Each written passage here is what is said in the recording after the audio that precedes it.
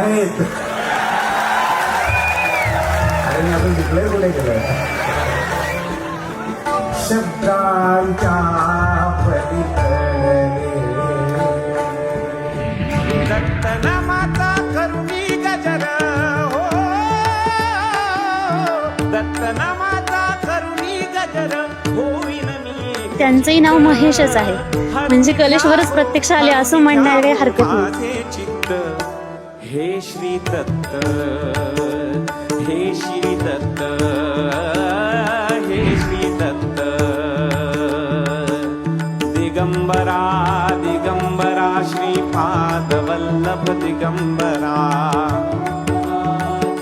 साक्षात सगळं देव असा समोर उतरलाय असं वाटतंय. दिगंबरा दिगंबरा श्रीपाद वल्लभ दिगंबरा.